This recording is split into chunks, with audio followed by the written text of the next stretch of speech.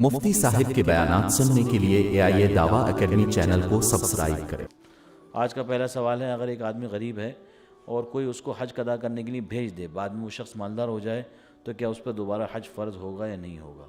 دیکھیے، اگر کسی شخص پر حج فرض نہیں تھا اور اسے کسی نے حج کرنے کے لیے بھیج دیا اور اس نے وہاں پر نفلی حج کی نیت نہیں کری تو اس کا حج فرض ادا ہو جائے گا، اور بعد میں اگر اس کے پاس پیسے آ جاتے ہیں تب اس پر حج لازم نہیں ہے۔ لیکن اگر اس نے نفلی حج کی نیت کر لی اور بعد میں اس کے پاس مال آ گیا تو اسے دوبارہ حج کرنا پڑے گا۔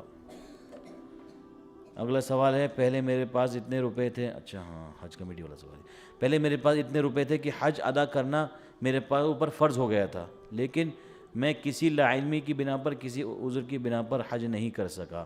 اب حالات ایسے ہیں کہ میرے پاس اتنے روپے نہیں ہیں، لیکن میرے شوہر مجھے حج پر جانے کے لیے روپے دے رہے ہیں، تو کیا ان روپے لے کر میں حج کو جا سکتی ہوں؟ کیا ان روپے کو لینے سے میرے اوپر حج فرض ہو جائے گا؟ دیکھیے، اس کا حکم بھی اوپر کی طرح ہی ہے۔ اگر آپ کے شوہر آپ کو پیسے دے رہے ہیں کہ تم جا کے حج کر لو، اور آپ نے حج کر لیا تو آپ کا حج فرض ادا ہو جائے گا۔ اور اگر آپ کو انہوں نے اتنی رقم دی جس سے آپ کا اپنا پورا حج کا سفر کر سکتی ہیں، تو ظاہر سی بات ہے جب آپ کے پاس رقم آ گئی تو آپ پر حج فرض ہو گیا، تو آپ کو اپنا حج فرض ادا کرنا پڑے گا۔ مال میں نفع کس حد تک جائز ہے؟ کیا 1 روپے کی چیز 100 روپے کی بیچ سکتے ہیں؟ دیکھیے، شریعت نے منافع کی کوئی حد نہیں رکھی ہے، لیکن ایسا منافع نہ کمائے انسان جس میں اتنا اتار چڑھاؤ ہو جائے کہ اس آدمی کی کہتے ہیں ریپوٹیشن اور اس کی جو ہے بات کی، زبان کی ویلیو ہی ختم ہو جائے۔ تو شریعت کی طرف سے ایک کا مال آپ 100 میں بیچیں، 1000 میں بیچیں، کوئی منع نہیں ہے، لیکن یہ فیصلہ آپ کو دنیاوی اصولوں کو سامنے رکھتے ہوئے کرنا پڑے گا۔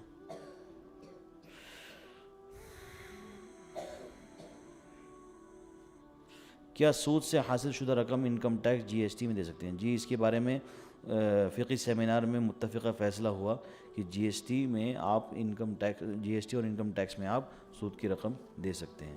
اللہ سبحانہ و تعالی ہمیں اور آپ کو کہنے سننے زیادہ عمل کرنے کی توفیق عنایت فرمائے۔ وآخر دعوانا الحمدللہ رب العالمین۔